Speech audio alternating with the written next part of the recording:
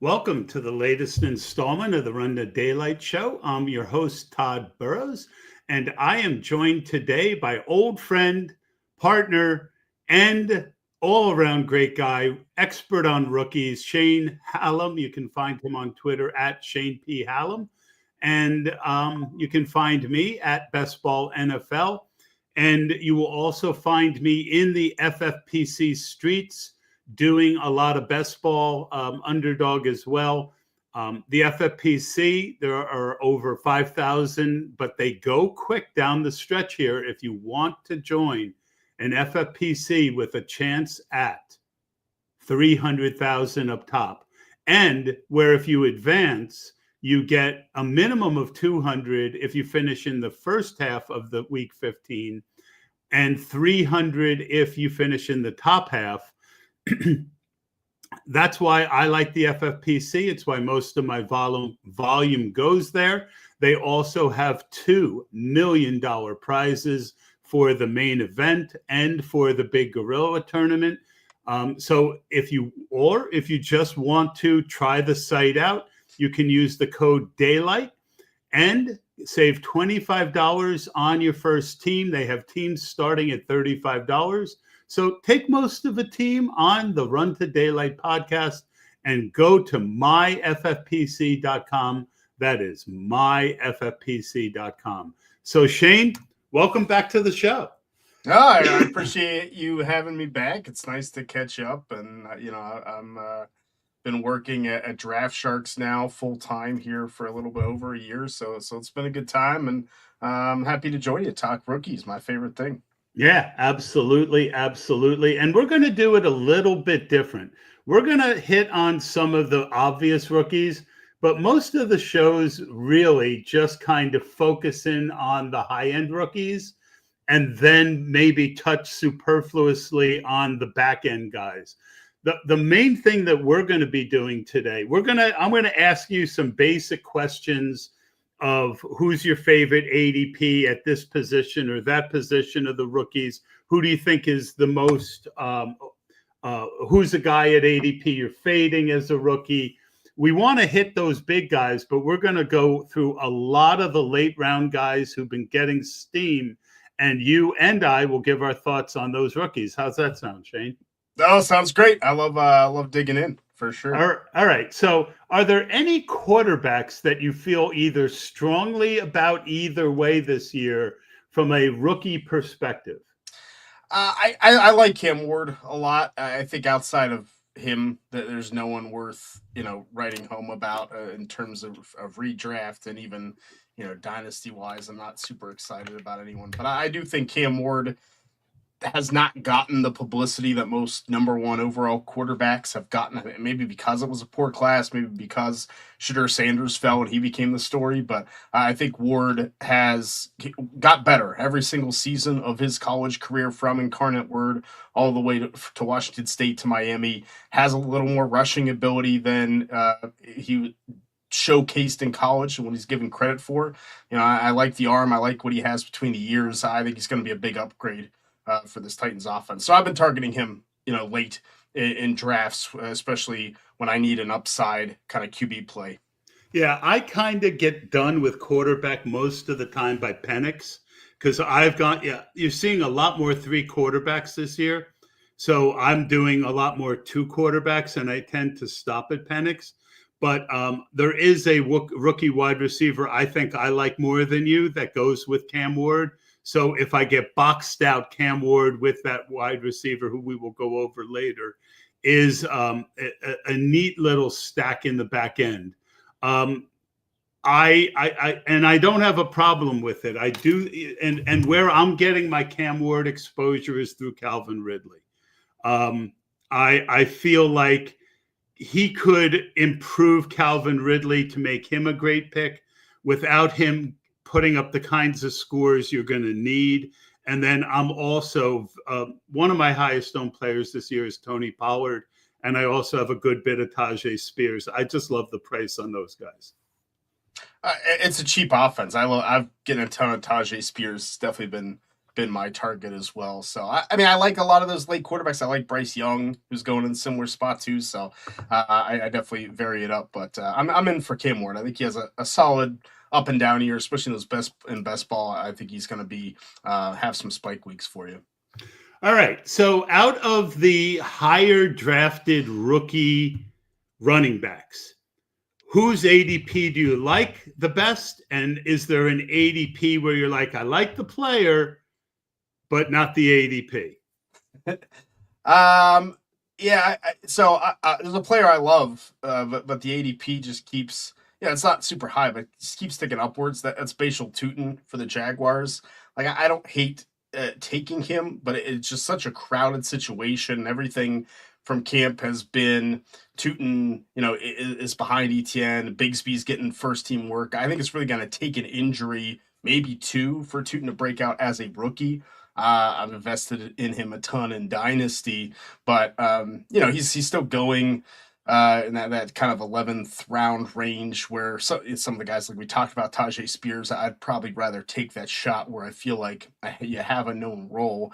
So he's probably that guy that I'm kind of passing on at current ADP, even though it's not super high. I think that tier, Cam Scadaboo's kind of in there too, as a player who I think is going to be more of a backup early. Is just going too high for me. But most of the high end running backs, I'm kind of fine with at ADP. I guess Travion Henderson, I know has been trending a little bit upward, but I'm still in. I think the role in the Josh McDaniels offense could harken back to that old James White type of role of utilizing Henderson as a weapon, pass catching weapon, moving him around the formation, having plays scripted for him. And I think especially with Drake May only being a second-year quarterback, that's going to be an easy out that he really did not have last year to pass to the running back position. So I'm still taking the shot on Henderson. I think obviously JT and Hampton are going so high that, and I love the upside of both of those players, but I think Henderson offers week to week upside similar to them at a cheaper price. Yeah, and he's been a target for me. I like Scatabo, but I think he's been a tough click for me. So I feel like and Tutin was one of my early targets, but in watching Tutin's tape, there definitely is an explosive side to his game that's very intriguing, but there's also kind of a stiffness to the hips. And, I don't know that he's the kind of guy that coaches fall in love with as the 1A. I think he's more the kind of guy that's the 1B. And again, there's not. Yeah, I like Tutin. I like this tape, but with everything that's going on with the three of them there, I'm on board in the same way. The guy that I've really, really had trouble with at ADP is the Denver running back, Harvey. He got way more draft capital than I would have given. And one of my hacks for this year is to consider my own opinion less and what the coaching staff thinks more. We've seen Sean Payton so many times, talk up the moon about people, and then they struggle to hit the field for one reason or another. I've got some because I don't want to miss out, because that is such a high-end spot. If he does win the role because of how much Peyton throws to his backs. Your thoughts on RJ Harvey and my fading him? I didn't mention him because I don't like him at all. As a player, you don't like him? I don't like him as a player. Yeah, I didn't either. I didn't. I mean, I don't watch tape, and I certainly don't follow college like you do. But I think he is one of those guys that, I'd rather take Dobbins and hope that I'm right. Yeah, look, I think there's a lot of physical talent to Harvey. Kind of what you talked about with Tutin. I think there's some physical talents there that are tough to deny, especially with the lack of depth in that Broncos backfield. I understand why Harvey looks the most athletic and explosive he is in that backfield. But I think a lot of the little things, the vision, the setting up of the second level, things he just never really had to do to put up those big numbers in his last 2 years. And so I think you have a really raw player that was overdrafted by a round or two and certainly could develop into a Sean Payton running back. And like you said, I mean, I think it's worth investing in. I have a couple dynasty shares just to have a piece, but I've much rather valued Caleb Johnson in Pittsburgh than I was RJ Harvey just long going to term. say, so here's my take on Caleb Johnson from my tape watching. When he gets through the hole, he's a force of nature. He's a little stiff. I don't want to call him. Oh, I can't even think of the couple. Who was the big McBride was the big guy last year who, everyone seemed to, or 2 years ago that everyone liked late. But he was stiff in the hips.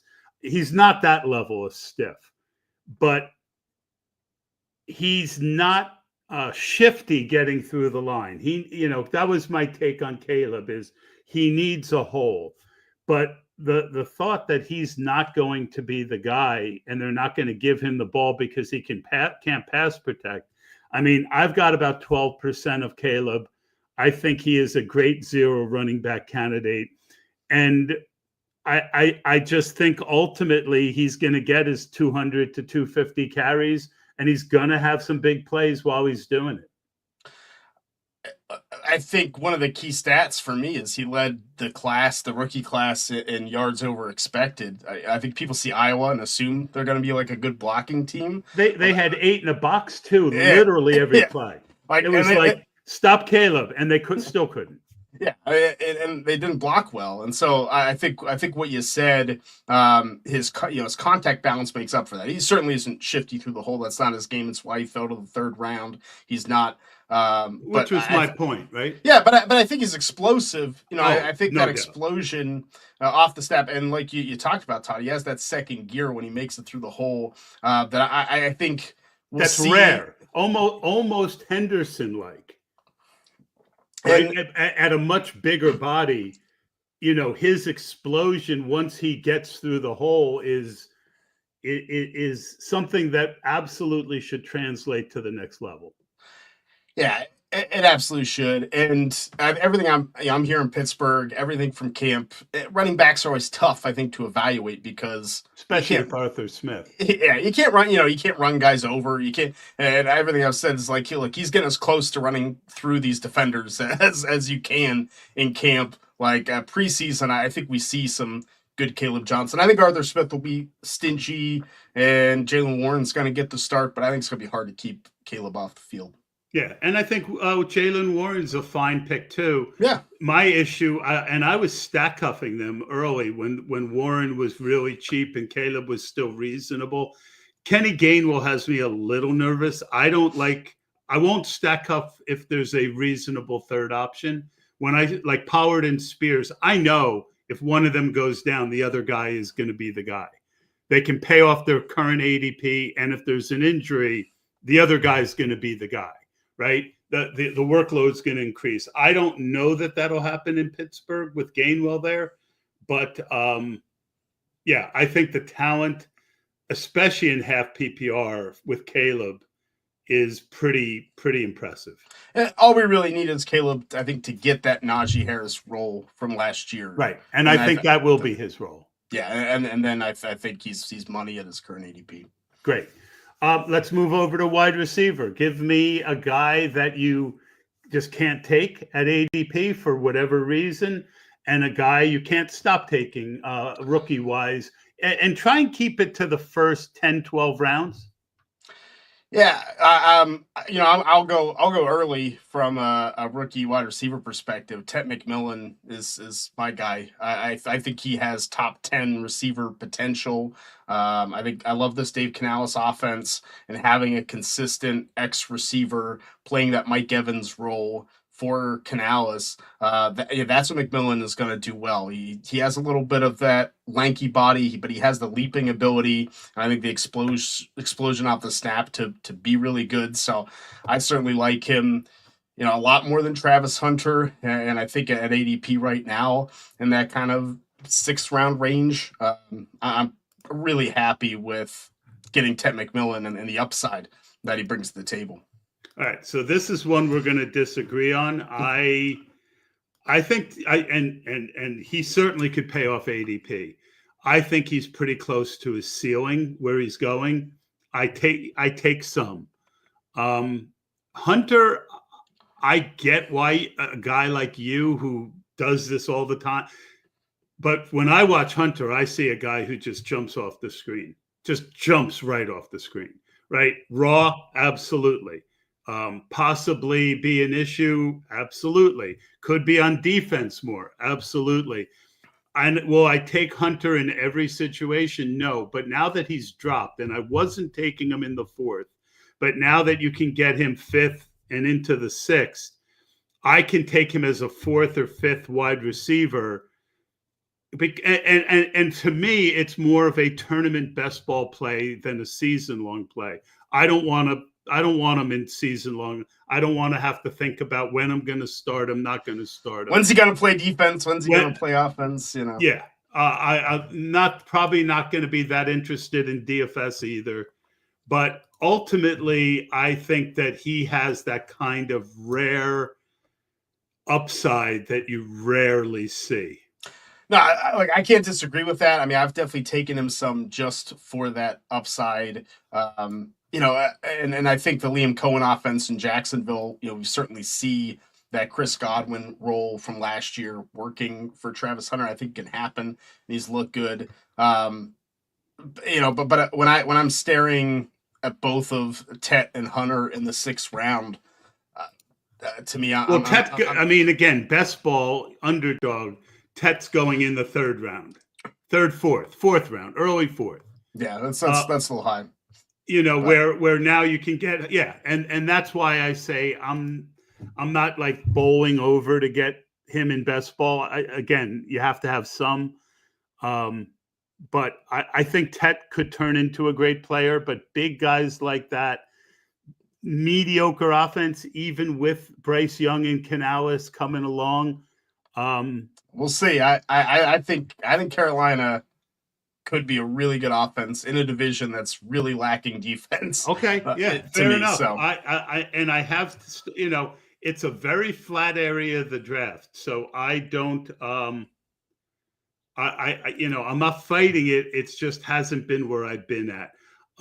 Is there one guy? You did say Travis Hunter. All right, that's good. Yeah, I mean, honestly, outside of those two, I'm not really taking too many other rookies. I'm going to go through the early to mid ones real quick.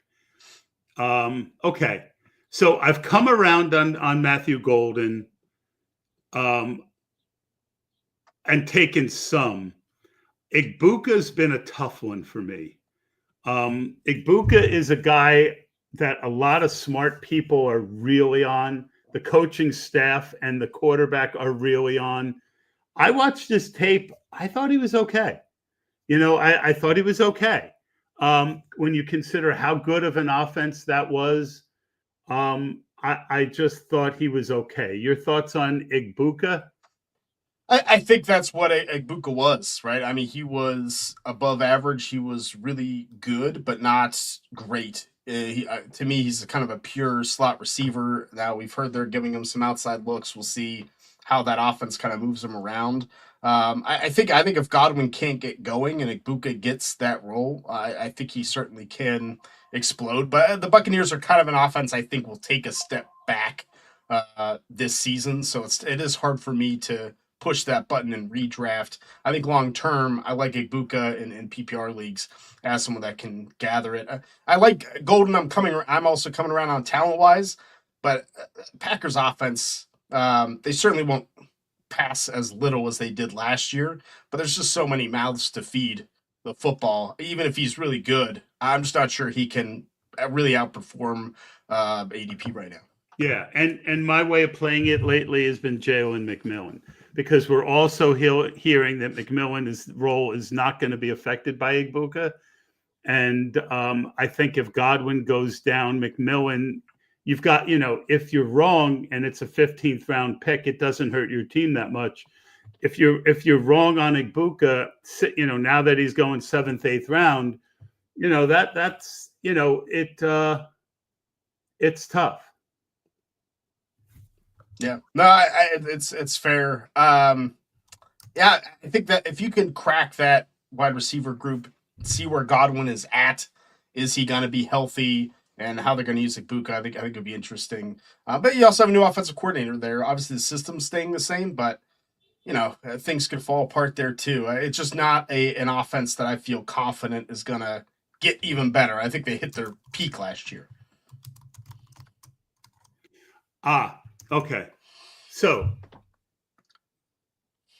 great. So, all right. So we've done that. I mean, tight end, this was not a big early tight end rookie year, but any thoughts there? Oh, yeah. No, okay. I'm going to give you mine. Yeah, okay. There's only 2. Yeah, fair. And I'm starting to get nervous about it, but I loved Cortland. I love Loveland. I just thought he had a downfield role. And I think that Tyler Warren might be a better football player than a year 1 fantasy asset. Yeah, I think Colston Loveland comes in as top 7 tight end in terms of pure talent, like already in the league. Yeah, it's just about the usage in Chicago. It's a good system with Ben Johnson, but gosh, you have DJ Moore, you drafted Luther Burden, you have Roma Dunze. I just don't know how consistent Loveland can be this year. Yeah, I agree. I think he's the type that, again, as a second tight end in best ball, you're looking for the spikes. Warren is going ahead of some really good tight ends. He's going ahead of Tucker Kraft. He's going ahead of Njoku, Kincaid, Ferguson, Goddard. There's even Pitts if you want to suffer another year. I like Brenton Strange. I think Brenton Strange is a really good late pick, and I think Hunter Henry is a really good late pick. I think the only way that Warren beats me is if he ends up tush pushing 6 or 7 touchdowns. And he was a decent running back as a tight end in college, but you've got Jonathan Taylor, and if Anthony Richardson is starting, are you really going to take Richardson out by the goal line to bring in Tyler Warren? So I mean, Tyler Warren's ADP has been tough for me all off season. Like, I get it, because I think either Daniel Jones or Anthony Richardson, even if Richardson improved a ton, he's still not going to be a great quarterback throwing the ball.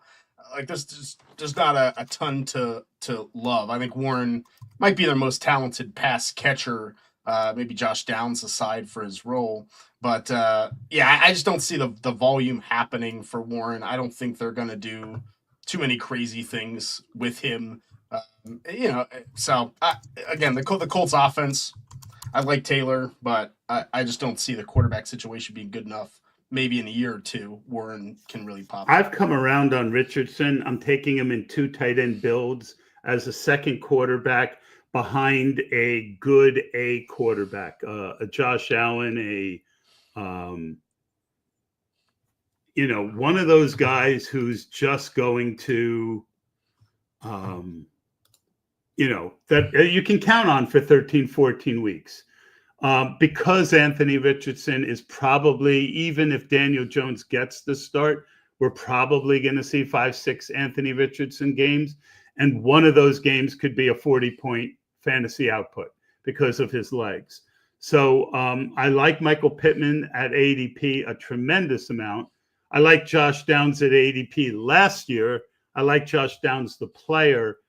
I think that it's a little tough, but and I think Pierce, you can backstack Richardson with Pierce and have a plausible second stack. Yeah, I don't mind it. I think now the reports have been positive, especially that he's kind of leading the competition. We'll see what happens, but the rushing upside is just too good to pass up. I still can't imagine if he's starting that those pass catchers. Like you said, you can get a spike week from Pierce, you can get a spike week from Pittman. I just don't think there's going to be too much to love because they're going to run the ball hell of a lot with Taylor and Richardson. Yeah. Yep. Very, very, very, very fair. All right. So we've done all the positions from a top-down perspective. A lot of camp hype, wide receivers, tight ends. Let's go through each of them and give our thoughts. You first, me following. One guy whose ADP has just exploded in the last week, a guy that I had been taking not enough, but Dante Thornton, third option at best in what could be a surprisingly good offense. Now that he's in the 15th round, though, it's tough for me. What's your thoughts on him as a player, and do you buy this big of a jump? Yeah, I do buy it. My comp to him in the Draft Sharks rookie guide was Marquez Valdez-Scantling.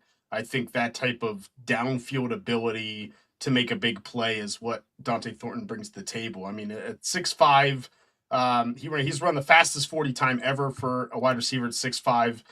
The only wide receivers that have run in the 4.3s at 6'4" or taller were Calvin Johnson, DK Metcalf, and Dante Thornton. That's the three. Like his athleticism is off the charts, and just at Oregon he never quite developed enough where they don't really use that role in the same way. And then in Tennessee, we saw him start to have that deep threat. He led college football in yards per catch.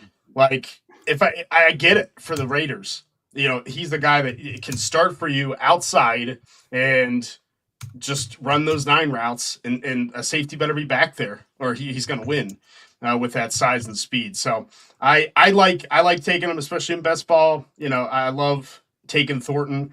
Give me a guy that looks like he's going to be the starting receiver for a team that's probably going to have 3 good weeks. I don't know when they're going to be, but he's probably going to have a couple long touchdowns. All right. I can't and won't argue that. Another late round guy starting to move up the boards was a guy that I thought was a little thin, thought he might take a little time to develop, but he's starting to run with the starters and doesn't have anyone that good ahead of him. Tony Horton. I really liked his tape, but I wasn't drafting him because I thought he might take a little time to develop. I have started mixing him in now. We were huge fans of him. I was certainly a huge fan of him. The kind of fall in the draft to midday 3, yeah, definitely smothered that hype a little bit. I thought he would go in the top 100 or pretty soon after, but being the 23rd receiver off the board in the 5th round, late 5th round, I was like, that doesn't sound great, because he has the production. He had the production of Colorado State and had 4.41 40 time at 6'3". Like, he's athletic. He has production. He had some of his best games against some of the best defenses that he played.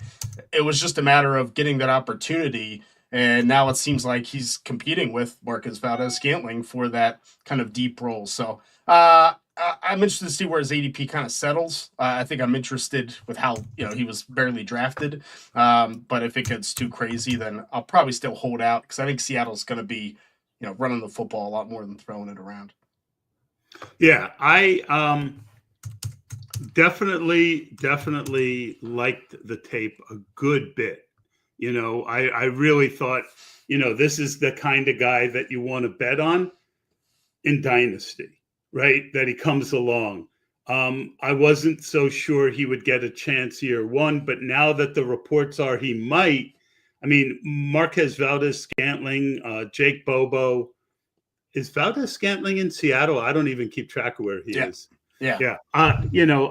He's a guy that I definitely have taken when Thornton is gone over the last couple days. Another guy that I've really warmed up to, I didn't take much early on. Isaac, how do you say his last name? Tesla? Yeah, I think it's Tesla. there's Yeah. been some I debate. So. mean, a guy they really seem to believe in. They've wanted an X for a long time. Tim Patrick to beat out. Yes, he's not going to be the A or the B or even the C, or maybe not even the D, but he is explosive enough to do a lot with very little. Yeah, I mean his film was not good, and Okay. that doesn't mean that he can't be good, right? The Lions gave up a heck of a lot, 2 third-round picks next year to move up and get him, uh, plus a pick in this past draft. So they certainly felt like they could mold this type of athlete, 4.43 at his size at 6'4", 214, into that X receiver. So I'm not opposed because he is going late enough. I think a lot to me will be, this year, like you said, it might be a week or two. And I think even long term, do they retain Jameson Williams? And if so, then I just don't know where Tesla fills in long term on that. But he's a player who's tough. I think has just playing D2 for 3 years. I think he was still lacking in the SEC in a lot of those finer points of the position. We'll see if the Lions can bring him around.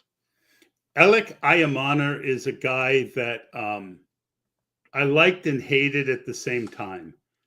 I think he's got,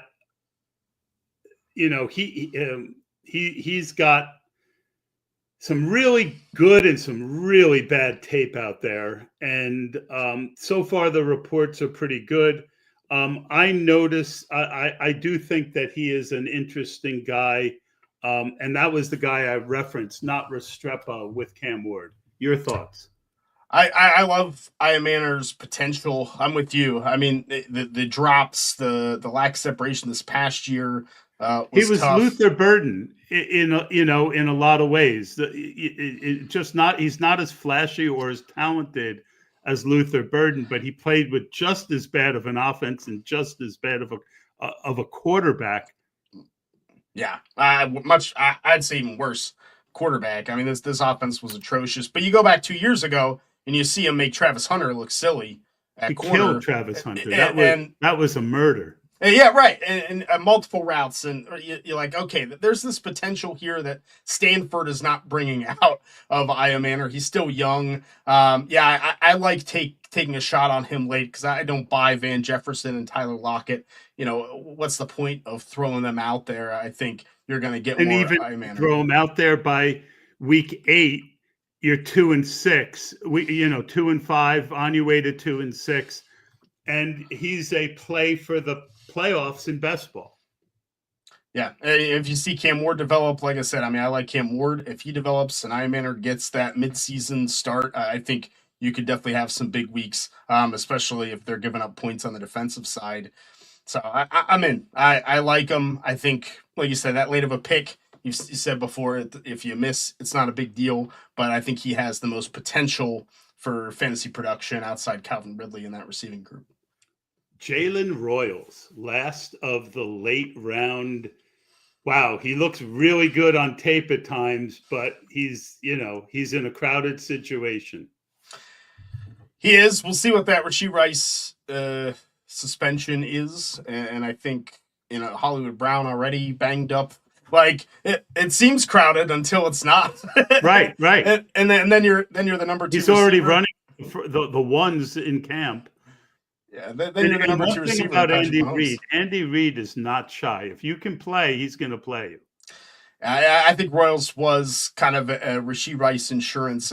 Similar players, very smart in how they run routes. Royals, turns to a running back after the catch. I mean, there's a lot that he could do. And then the Senior Bowl, we saw, he can actually run routes. They didn't ask him to do that at Utah State. Let's just get the ball in his hands and let him go. That's our best weapon. So I think there's a lot of ways you can use him. I think it's going to be about opportunity. If Rice is out the max 6 games and Hollywood Brown can't get on the field, I think they're going to trot Royals out there. I think we'll have some big performances. Yeah. All right. 2 other guys who aren't late round, aren't early round, but seemingly are a little stuck. One I've been taking a lot of, the other I haven't. Um, Jalen Noel of Houston and Pat Bryant of Denver. Your thoughts on both, and any guess on which one I'm taking and which one I'm not? Yeah. I mean, I feel like both are stuck back there. I'm gonna guess that you're taking Pat Bryant more. Like I think Jalen Noel is good, but there's no way he's cracking that top three. Like he's gonna get past Christian Kirk to me if Kirk's healthy. And That and that's why I'm taking Jalen Noel, because Christian Kirk has historically not been healthy, not been able to stay healthy. And I'm not so sure, like everyone that I listen to talks about how good Christian Kirk is, but these injuries, they do start to sap your explosion. Um, anyway, I just think I really like Noel. I think everyone liked Higgins more. I like Noel more.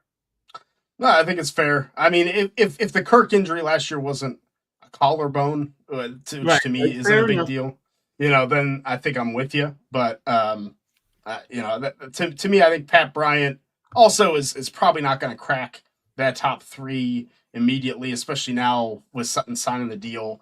Like that was going to be Bryant's kind of in. I think he's going to need a Sutton injury. But Vele, I take, and yeah, Troy Franklin has been getting really good reports, and he brings something that no one else does. I think we agreed last year that we both liked Franklin coming out. yeah. I had him right behind Brian Thomas as my fifth wide receiver last year. I think he could put it together. He was a younger side of being drafted. He's one of the youngest in that class. Yep. All right, let's move to the late round running backs. Start with Taj Brooks. He's like I think I described him in our rookie guide as a rolling ball of knives. I mean he is physical and takes that contact, which can be a bad thing in the NFL. But I think he has the hands and the production to be a number two and get a couple catches, get some short yardage stuff. I think he's more talented than Samaje P. Ryan. Just needs that experience, and the reports have been good. So I like taking Taj Brooks last round way late. We'll see starting to climb up there a little bit. You got it. You got it. All right. I like Taj tape a lot. I also like Devin Neal, and Devin Neal got hurt. But I think Taj was a professional running back, right? And I think he isn't the kind that you get excited about. But when you watch his tape, he was way more explosive than you would have. Like he was one of those guys I was going to watch just to cross him off my list. This is pre-draft. Yeah, and instead I was like, oh, I hope this guy ends up somewhere where I can draft him. he's not as big, but what former Bengal he reminds me of is Rudy Johnson, where he has that just physical kind of attitude and imposes that will, and it turned into production with footwork and physicality. Yep. All right. So let's move on to Kyle Monangai. I don't see it. Like I don't think he beats out Roschon Johnson for the short yardage role. I know has been like, oh, he's running with the twos behind DeAndre Swift, but I think it's gonna be it's going to be a mere sprinkling in there. I think he'll win that number 3 job. Like he had some good production in the Big Ten on an offense that, consistently, but the lack of explosion to me, and he's too sluggish, I think, to do more than score a touchdown every now and then. He's interesting. He's the kind of guy that coaches just love. And I thought he showed enough on his tape that I am actually drafting some lately, because the lesson that I've learned is that if it seems like the team doesn't really like the running backs in front of you, like Rachaad White last year, the door can open down the stretch. So 18th round, I'm in right now. DJ Giddens. I think DJ Giddens is a super talented player, explosive player. Uh, if he gets that receiving up, then I think the Colts could be interested in using him more. The problem is you're just not taking Jonathan Taylor off the field, but we've seen JT get banged up. I think Giddens fits the offense. Just that zone blocking scheme that they've used under Shane Steichen is similar to what DJ Giddens ran at Kansas State, so I think the explosion can really translate. So I'm interested in him, late as a lot of these rookies that look to be the number 2 guy. I like investing in that. Gotcha. All right. Jarquez Hunter is a guy who I draft, but I didn't love his tape. I draft him because, and I've slowed down definitely now that they've re-signed Kyron. So the door to, for him to just take over is much, much less. But that was the play, right? Maybe he's the next Kyron. But your thoughts on Jarquez? Yeah, I think he was fine. I think he was productive. My big thing was he kind of plays bigger than he is, both positively and negatively. Is kind of tough to bring down, but also I think between the tackles can struggle a little bit, dance a little bit, and doesn't have that kind of short area quickness to make that work. I think the receiving ability is what could get him on the field above a Blake Corum. So I don't mind sprinkling him in, but after the deal, it's hard to buy in over some of the other rookie handcuff guys. Okay. Last one is I'll just call him Bill Merritt. Jaworski. Ja'Cory Krosky Merritt. Yeah. I mean, he's interesting. I think he's a little overhyped, and he's the type of running back that looks good at camp, right? Like is explosive, is fast, has all those yacked up traits, but then when you put him on the field and ask him to run between the tackles and he can't find the hole, like we don't get to see that at camp too much. So I just think I didn't like his tape. I'm having a real hard time getting excited about him. He's a 7th round pick. I think he's still in competition with the Jeremy McNichols to even make the team.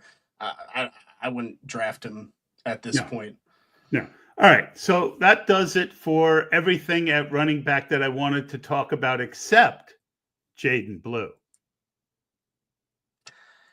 I mean, super interesting. We'll talk about a situation where you have to imagine the team doesn't like the running backs on the field, right? You can't be. I don't think they signed Javonte Williams and Miles Sanders like, yep, we got it. We got the running back position done here. Waiting until round 5 to take a running back still just perplexes me. But Blue was getting some day 2 buzz. I just refuse to try and use common sense with Jerry Jones these days. I just refuse to, right? We talk about rational coaching, I mean, he could have liked him just because he played for Texas and saw him on TV break a big play once or twice. I'm having a hard time. I've taken some now that he's dropped a little bit.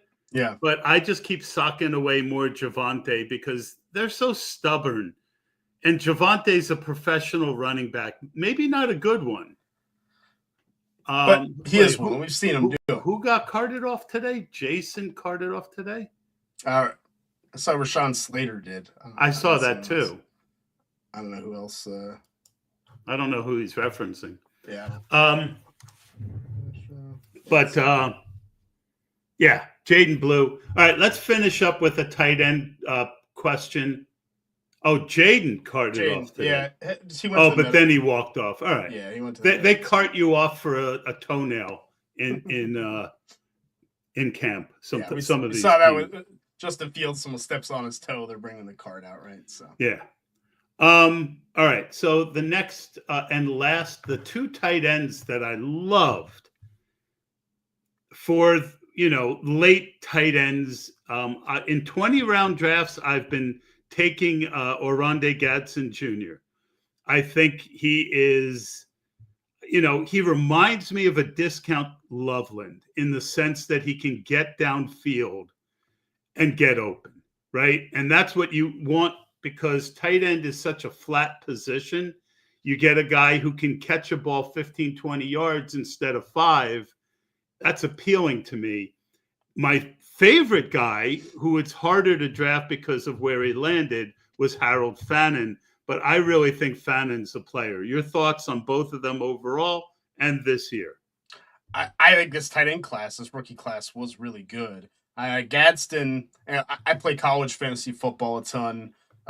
There was a hot debate that like he should be listed as a receiver, right? He played like 90% in the slot. I mean, he basically played slot receiver at 6'5", 240. So for fantasy, I mean that's all I want. Like that's great if they start using him in that way. I think he's almost uncoverable by a linebacker.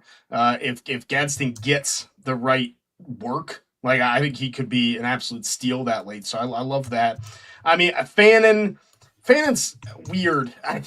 I don't know if you caught the watching him. Like his just gait, his run is odd, and it worries me Like a little bit lot. like a dinosaur. Yeah, like his legs are like Lumbering. sticking out. Like I'm like you're gonna hurt yourself, man. But I mean the production is the best in college football history. It's hard to be like, oh, this guy can't play because he played receiver in high school, so he has some of that experience. This year, yeah, I don't think we see a ton of Fannin. I think we'll see some 12 sets that they like to use in Cleveland, and maybe he can have a big play here and there. But I think he's definitely more of a play for next year. They'll probably let Njoku go, even if he has a great season. All right, Shane, tell everyone what you're doing over at your site. Yeah, go to draftsharks.com. So I'm going to be doing a dynasty article, breaking down film. That's my thing. So it was fun talking to you, Todd, about some of the film stuff that did months ago. But I'll be watching some of the NFL film, breaking down film weekly to give some more dynasty recommendations. But Draft Start Sharks is a one-stop shop that fantasy-wise syncs with the FFPC, and you can get our projections. Kevin English, one of the other writers, won the Fantasy Pros contest this year in terms of accuracy. So all that's powered by our Everyone tools. at Draft Sharks is awesome. Huge, nice guys. Super sharp. I feel belittled. Like Jared and Matt and Kevin they're all so sharp at this, and they're awesome. Yeah, I'm a big fan of all of them. Big fan of Shane Hallam. You can find him at Shane P. Hallam. Thanks, Shane, for coming on, and we will see you all soon.